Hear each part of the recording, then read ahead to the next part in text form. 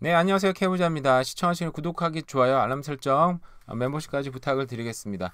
네, 오늘은 산불에 관련된 얘기를 좀 하려고 그러는데요. 지금 산불이 지금 켈로나 지역하고 지금 북쪽으로는 이제 옐로우 나이프 지역에 지금 산불이 엄청나게 나서 뭐 3만 5천 명 이제 대피령이 내렸다 이런 얘기가 있었어요. 제가 몇 주 전에 산불에 관련된 얘기를 잠깐 하긴 했었는데 이게 보면은 매년 점점 심해지는 것 같아요. 보면은 한국 면적보다 큰 14만 제곱킬로미터가 소실됐다. 소방관 4명도 참 안타깝게 사망을 했고요. 여름이 되면 요즘은 점점 더 고온해지고 건조해지고 산불이 크게 확산이 되는데 이 고온 건조가 지금 제가 예전에 보니까 캘리포니아 지역에는 점점 가뭄이 심해져서 물을 쓸 수가 없어요.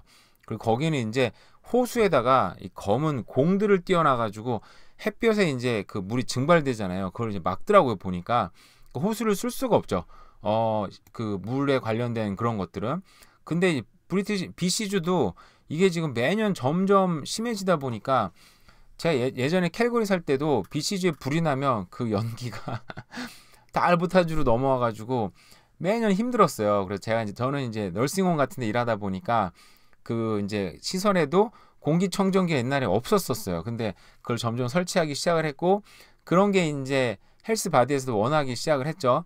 점점 심해진다 생각을 했는데 이제 제가 이제 밴쿠버로 이사를 와 보니까 그 불이 나도 도시에는 큰 영향이 없으니까 느끼질 못하는데 요번에 산불이 엄청나게 나서 여기도 지금 오늘 공기가 안 좋, 어제하고 오늘 공기가 안 좋더라고요. 근데 공기가 이 정도 안 좋은 건 사실 문제가 안 되는데 불이 나서 집이 소실되거나 또 대피령이 내린다거나 이런 건 정말 크게 문제가 되는 것 같아요. 지금 보니까 켈로나도 엄청나게 났고 그래서 근데 요즘에 이제 이런 산불이나 이런 자연재해가 전 세계적으로 점점 심해지는 것 같아요.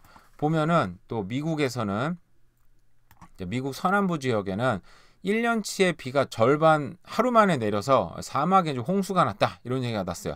근데 전 세계적으로 지금 산불도 많이 나고 있고 그리고 비도 막 홍수도 나고 이게 문제가 물도 필요하고 그쵸. 이게 뭐 비도 내려야 되는데 이게 단기간에 한꺼번에 내리면 이게 문제가 되잖아요. 보면은 텍사스주도 얼마 전에 지금 보니까 홍수가 났던데 이런 홍수들 자연재해들 그리고 뭐 제가 지금 그 기사는 찾지는 않았는데 뉴욕도 지금 점점 가라앉는다고 합니다. 그리고 베네치아가 가라앉는 건 되게 유명한 사실이잖아요.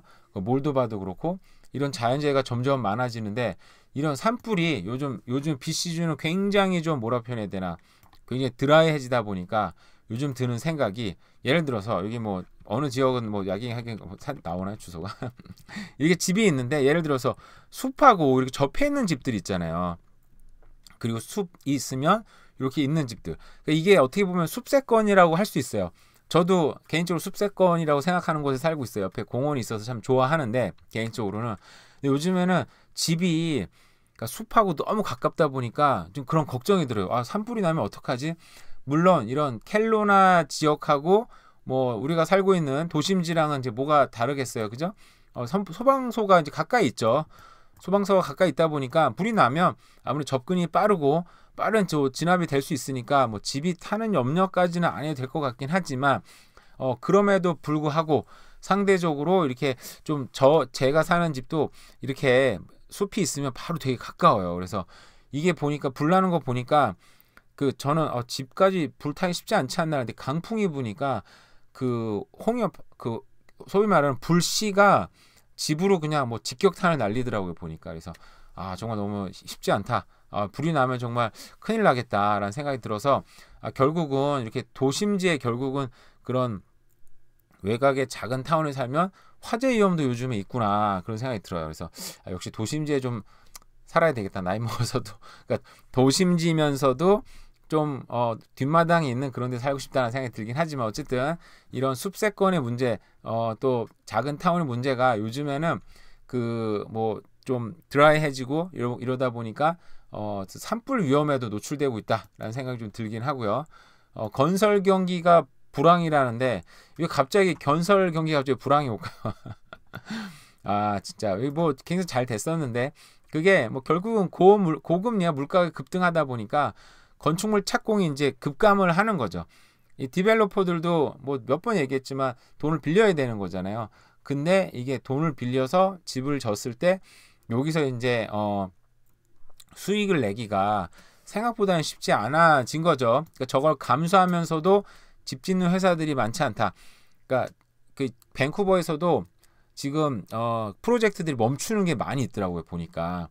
그러니까 원래는 뭐 올해 말에 완성돼야 내년 초에 완성돼 이런 것들이 지금 딜레이가 계속되고 있고 뭐 어떤 회사들은 아마 지금 제가 뭐 잘 모르지만 망하는 회사도 나오지 않을까. 원래 경기가 좀 둔화되기 시작하면 건설 회사도 빨리빨리 망하기 시작을 하거든요. 그래서 그런 회사 많이 나오지 않을까 해서 경기 자기 집들도 이 건설이 좀 줄어들고 좀 딜레이 되다 보면 결국은 사람이 많이 오면 뭐 경기가 좀 떨어져 집값이 떨어질 수는 있겠지만 그거 회복하는 거는 굉장히 뭐 시간의 문제일 뿐이다라는 생각이 들긴 들어요. 물론 그게 뭐 시간이 좀 더 걸릴 수는 있겠지만 뭐 예를 들어서 주택 착공이 줄고 인구가 늘면 뭐 당연하겠죠. 당연할 수밖에 없으니까. 그죠? 근데 또 밴쿠버하고 토론토는 23%, 29%가 착공이 감소했는데 반면에 몬트리올, 캘거리, 에드먼튼은 12%, 33%, 6%가 상승했다고 합니다.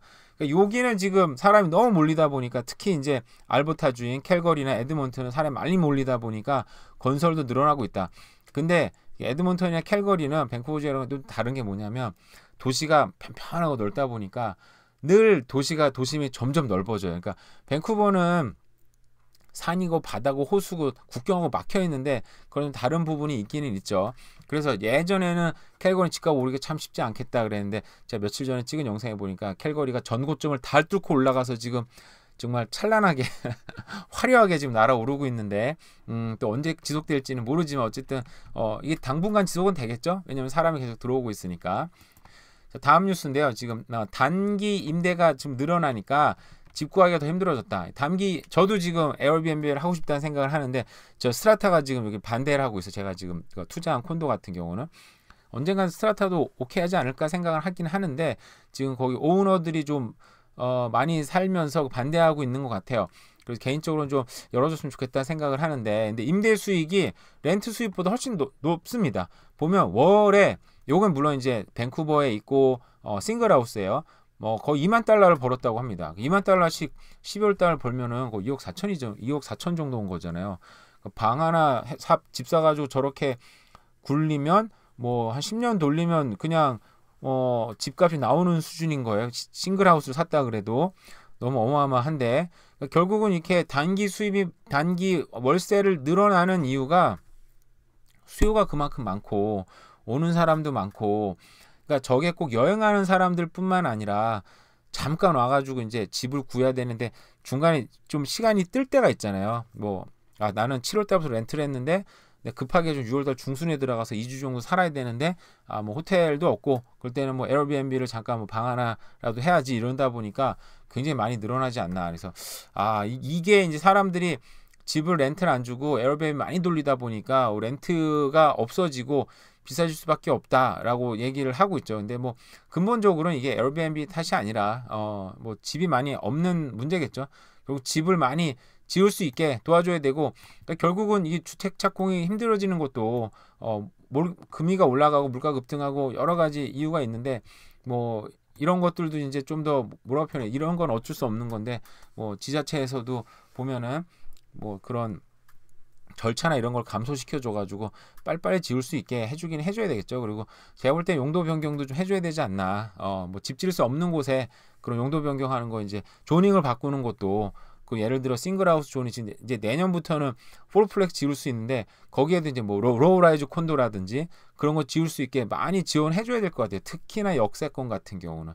그러니까 인구가 많이 늘어나다 보니까 밴쿠버 지역은 제가 볼 때 역세권 이제 많이 뜨겠죠. 어쩔 수 없이 뜨지 않겠습니까? 그죠? 그래서 제가 볼 때는 여기 뭐 스카이트레인 라인 따라서 여기 랭리가 굉장히 더 뜨지 않을까 생각은 좀 개인적으로는 들어요. 왜냐하면은 스카이트레인이 연결이 되고 그리고 일본 하이웨이하고 스카이트레인 이 사이가 굉장히 개발될 수밖에 없는데 이미 지금 200번 하이웨이 쪽으로 200번 스트리트 쪽으로는 지금 한국 분들이 벌써 엄청나게 가서 여기가 거의 뭐 제2 코리안 타운이 되지 않을까 개인적으로 생각을 하긴 하는데 결국은 여기 역세권까지 만들어지고 그러면 여기 굉장히 많이 좀 집값도 좀 더 올라갈 수도 있고 굉장히 개발 많이 되면 살기 좋게 되겠죠. 뭐 개인적으로 생각합니다. 네, 그리고 요번 주말에 27일은요. 네, 영화의 날이라고 합니다. 그래서 저도 작년에 이때쯤 애들이랑 같이 블랙tin 트레인을 4불에 봤던 것 같아요. 저스트 4달러만 내면 영화 볼 수 있다고 합니다. 이게 그 예약도 가능해요. 예약도 가능하니까 여기다가 4불에 예약을 해가지고 영화를 보면 돼요. 4불이니까 뭐 그냥 대충 재미없더라도 괜찮은 영화 한번 보고 그럼 기분이 좀 좋잖아요. 영화 보면은 영화 극장 가서 요즘에 극장이 이제 그 리클라이너 체어도 되고 좀 프리미엄화 되다 보니까 예전에 극장 가면 좀 머리가 아프고 싫었는데 요즘은 좀 그런 재미가 좀 있긴 있더라고요. 그래서 잊지 마시고 시네플렉스도 참여한다고 합니다. 시네플렉스는 캐나다 영화관이 3,000개 이상으로 대표적 영화관인데 그러니까 뭐 동네에는 다 있잖아요. 시네플렉스 하나 정도는 여기는 없습니다만 어쨌든 참여하니까 잊지 마시고 여러분들 영화 티켓 가족들 방학이잖아요. 또 할 일도 없는데 애들하고 영화를 보면 좋을 것 같습니다. 네, 이상 또 살펴본 캐나다 산불들 그리고 자연재해들 그리고 캐나다 불황 건설업계 불황이라 장기적으로는 공급이 좀 부족해질 것 같다까지 살펴봤습니다. 네, 오늘 하루도 잘 보내세요. 감사합니다.